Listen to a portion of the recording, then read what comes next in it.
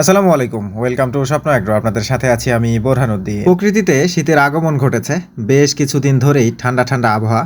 দিনের তাপমাত্রা একটু বেশি আছে, দিনে অতটাও ঠান্ডা লাগছে না, কিন্তু রাতে ছাগলের ঘর ঠান্ডা থাকছে। যদিও ইতিমধ্যে বেশ কিছু প্রস্তুতি নেওয়া হয়েছে, সেই ভিডিওগুলো রেকর্ডও করা হয়নি, আপনাদের সাথে শেয়ারও করা হয়নি।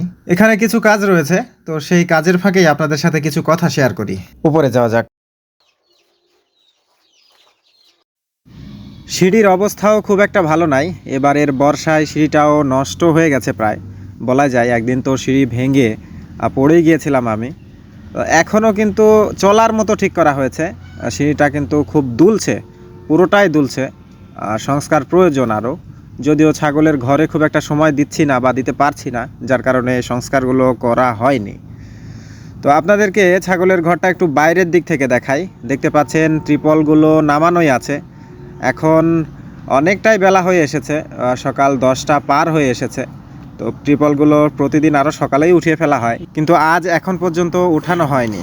এপাশে কবুতরগুলো বসে আছে, ওদেরকেও এখন পর্যন্ত খাবার দেওয়া হয়নি। কেউ বা আবার বাইরে গিয়েছে। তো আমি এখন আছি ছাগলের রাতের শেডের ঠিক ভেতরে। দেখতে পাচ্ছেন চারিদিক থেকেই পর্দা লাগানো আছে, তবে একেবারে নিশ্ছিদ্র করা নাই। তো এই পর্দাগুলো সময়ের সাথে সাথে ঠান্ডা বাড়ছে রাতে, তো এই ঠান্ডার সাথে সাথে আরও একটু পর্দাগুলো ভালোভাবে দিতে হবে, যেন ছাগলের গায়ে সরাসরি বাতাস না লাগে। তবে এমনভাবে আবার টাইট করা যাবে না যেন সব কিছুই বন্ধ হয়ে যায়। গত বছরও আপনাদেরকে একটা জিনিস বলেছিলাম, আজকেও একটু দেখাই। এই টিনের চালের এখানে যে ফাঁকাটা দেখতে পাচ্ছেন, এই ফাঁকাগুলো কিন্তু রাখতেই হবে, তাছাড়া বাতাস পাস করবে না। বাতাস পাস না করলে ছাগলের ঘরে গ্যাস হওয়ার সম্ভাবনা থাকে, তো সেটা কিন্তু মারাত্মক ক্ষতিকর ছাগলের জন্য। মানে ছাগলের ঘরে বাতাস একটু আধটু ঢুকবে, কিন্তু সেটা উপরের অংশ দিয়ে, ছাগলের গায়ে যেন কোনোভাবেই না লাগে। আচ্ছা, অন্ধকার একটু বেশি হয়ে গেছে, একটু আলোর ব্যবস্থা করি। এমনিতেই শীতকালে ছাগলের রাতের শেডে যে পর্দাগুলো দেয়া থাকে, সেটা ত্রিপল হোক বা পলি হোক, যেটা দিয়েই আবৃত করেন না কেন, সেটা উঠিয়ে দিতে হয়। এর কারণ হচ্ছে শীতকালে ছাগলগুলোকে রাতের শেডে একটু বেশি সময় ধরে রাখতে হয়, একটু আর্লি ছাগলগুলোকে ওঠাতে হয়, এবং খুব সকাল সকাল বের করা যায় না, একটু পর পর বের করতে হয়, যার কারণে যে স্যাঁতসেঁতে ভাবের সৃষ্টি হয়। তো পর্দাগুলো যদি উঠিয়ে দেওয়া হয়, আলো বাতাস পাস করলে এই স্যাঁতসেঁতে ভাবটা সন্ধ্যা হতে হতে আবার শুকিয়ে যায়। এখন দেখতে পাচ্ছেন ছাগলের রাতের শেডে কিছু ধানের খড় বিছিয়ে দিয়েছি আমি। এগুলো বেশ কয়েকদিন ধরেই দেওয়া হচ্ছে।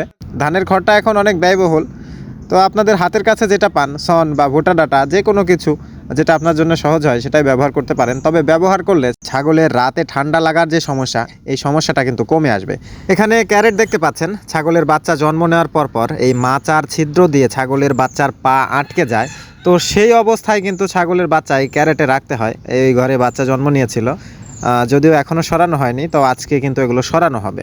তবে যখন শীতের রাতে ছাগলের বাচ্চা জন্ম নেয় বা দিনে জন্ম নেয়, রাতে রাখতে হয়, তো তখন কিন্তু এইভাবে রাখতে পারলে ছাগলের বাচ্চা সুস্থ থাকে, ঠান্ডা লাগার সমস্যা থাকে না। শীতের সময় এইভাবে ছাগলের রাতের শেডে খাবারের ব্যবস্থা করতে পারলে ভালো হয়। এর অনেক উপকারিতা রয়েছে, আগেও অনেকবার জানিয়েছি, এখন কোনো কাজে লাগছে না, তবে লাগবে যখন তীব্র শৈত্যপ্রবাহ থাকে, সারাদিন কুয়াশাচ্ছন্ন আকাশ, তীব্র বাতাস হয়, ঠান্ডা বাতাস, তখন পর্দাগুলো নামিয়ে দিয়ে এর ভেতরে কিন্তু শেষ বেলার খাবারগুলো দেওয়া হয়। সম্ভব হলে এরকম ব্যবস্থাও আপনারা করে নিতে পারেন। গরমকাল তো শেষ, বেশ কিছুদিন আমার ফ্যানগুলোকে খুলতে হবে। এই ফ্যানগুলোতে যেখান থেকে সংযোগ দেওয়া হয়েছিল বা যেখান থেকে লাইন বের করা হয়েছিল, সবগুলোতেই শীতকালে হিটিং বাল্ব লাগানো থাকে। তো এই হিটিং বাল্বের জায়গাগুলো থেকেই লাইন বের করে ফ্যানগুলোকে চালানো হয়, আলাদা করে আর সংযোগ দেওয়া হয়নি। তো এই ফ্যানগুলোকে খুলে এখানে বাল্ব সেটিং করতে হবে। ইতিমধ্যেই রাতে ঠান্ডা ঠান্ডা নেমে আসছে, তো অন্তত 2 মাস বা 2.5 মাস কিন্তু রাতে হিটিং বাল্ব চালাতে হবে আমাদের। এখানে একটা বিষয় আছে, ইনফ্রারেড টেকনোলজির হিটিং বাল্বগুলো অনেকে ব্যবহার করে থাকেন, শুনেছি উপকারিতাও অনেক বেশি, যদিও এখনও ব্যবহার করিনি আমি, যার জন্য রিভিউ দিতে পারছি না। আমাদের বাজারে যেই বাল্বগুলো পাওয়া যায়, যেগুলোকে 100 ওয়াট বা 200 ওয়াট বাল্ব বলে, তো এই বাল্বগুলোই ব্যবহার করে থাকি এখন পর্যন্ত। এগুলোও ঘর গরম করে, কিন্তু ওইটা শুনেছি আরও অনেক বেশি করে এবং কারেন্ট কম খায়, মানে আপনার টাকাটা সাশ্রয় করে। তো আপনারা চাইলে ওইটাও ব্যবহার করতে পারেন, যদিও আমি এখন পর্যন্ত লাগাইনি, লাগালে আপনাদেরকে জানাবো। একটা দুইটা ছাগল থাকলে ভিন্ন বিষয়, কিন্তু আপনি যখন বাণিজ্যিক খামারে থাকবেন তখন কিছু সতর্কতা আপনাকে শীতকালে নিতেই হবে। আরও একটা বিষয়, শীতকালে দানা খাবারের সাথে সরিষার খোলের পরিমাণটা বাড়িয়ে দেবেন। এটা ছাগলের শরীর গরম রাখতে সাহায্য করবে। কিছু সোলারের বাল্ব লাগানো আছে যেগুলো বেশ কিছুদিন কাজ করছে না, সেগুলোও আজ ঠিক করতে হবে। অনেক দিন ছাগলের শেডে সময় দেওয়া হয়নি, যার কারণে অনেক কাজ কিন্তু জমে আছে। এই কাজগুলো সারতে প্রায় সারাদিনই কেটে যাবে। ছাগলগুলোকে কিছু খাবার দিয়ে আমি কাজগুলো সেরে নেওয়ার চেষ্টা করছি। ওরা কিন্তু ওদের মতো করে খাচ্ছে। যে কাজই করি না কেন বা যেখানে ব্যস্ত থাকি না কেন, ছাগলগুলোকে তাদের যথাসময়ে খাবার কিন্তু দিতেই হবে। তাছাড়া ছাগল প্রপার সুস্থ থাকবে এই চিন্তা করাটাই ভুল হবে। এছাড়াও শীতের দিনে যখন রোদ থাকবে তখন ছাগলগুলোকে রোদে রাখার চেষ্টা করবেন, বিশেষ করে দিনে ঘরে রাখার চেষ্টা করবেন না। দিনে বাইরে রোদ পড়ে এরকম একটা জায়গায় রাখবেন, তাহলে ভালো হয়।